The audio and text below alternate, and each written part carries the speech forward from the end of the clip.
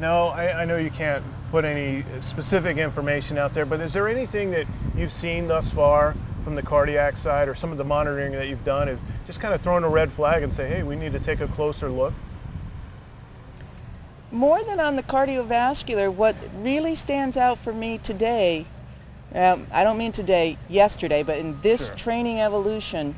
training period, we have seen some incredibly high core temperatures in very short duration drills.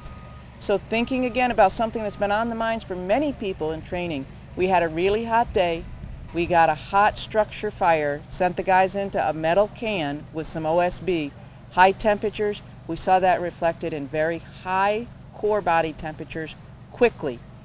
And again, what we're wondering about what happens is when you do multiple evolutions Sure. of that. Throughout the course of a day as an academy instructor, yeah, seen it many times, been there many times. So let me ask you this. I mean, we had the opportunity to talk to some of our international friends, which I commend you for allowing this to be an international project. I can't say how much that means to me. I really think we need to knock down our barriers and just say, hey, bring everybody. What does it take to get involved in this? I mean, I think there are a lot of folks out there that are sitting on the sidelines that would like to be a participant in this process. What's it take? Well, honestly, it just takes someone to be interested. We were very fortunate for this study in terms of the number of people who were interested. The amount of people who submitted their names to be considered as participants for this study was just amazing. It was from across the country, top to bottom, east to west, north to south. We had people who were interested, who wanted to pay their own way here in some cases. And this is a very complex situation. One of the great things about having people from across the country is, and we're seeing it, there's different tactics, there's different ways of doing the same thing, the same thought. We might tell someone to do this specific thing, you need to accomplish this task, in very different ways of going about it. And we've been just constantly amazed. We're like, well, we never would have thought that someone would do this for that approach. So we had people from across the country get involved, email us. Every time that we have a study like this coming out, we'll put a call for participants to come out and to pay attention to it and just respond. We had a couple scenarios where people had to back out at the last minute.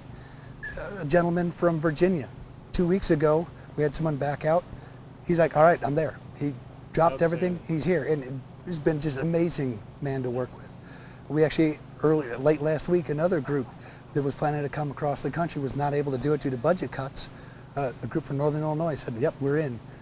Less than a week, they're here participating in this, which is hard when you're here for 5 days away from family, away from all the shifts, everything that you have to do to drop that. So it's been incredible, and we'd love to include as many as we can in these scenarios. I think the other way that can be involved is take the message to heart, pass it along. If you believe us, share your message. If you have questions, ask us. You know, we have email, we're on Twitter, we're on Facebook, we're here with you. We'll be at Firehouse Expo, we'll be at Firehouse World. We're trying to get the message out because it doesn't do us any good if it sits as an academic paper on someone's shelf.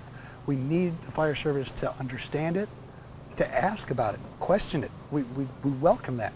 That's how we understand how we get better. Many of these questions, like we said, the different OSB was because someone asked that question. So that is a critical part of our research. I think it's something Steve and UL has been saying for years. We're doing research with the fire service, not for them. And that's how we get these best answers. Same thing last study. Fire retardants weren't part of that study when we first proposed it. Kenny Fenton was out talking to some folks. They were really concerned about that. We wrote a little bit more, added some more money to it. Boom, we're now looking at fire retardants and flame retardants for the first time. So fire service is a critical aspect of any bit of research that we do. Super.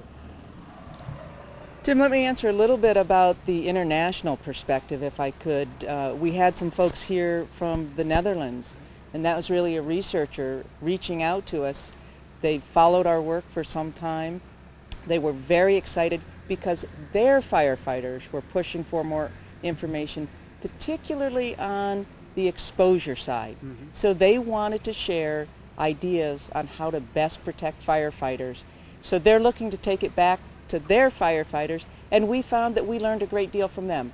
So the more interaction there is, the better. We've got a lot to learn from other people who care about firefighting and firefighter health and safety.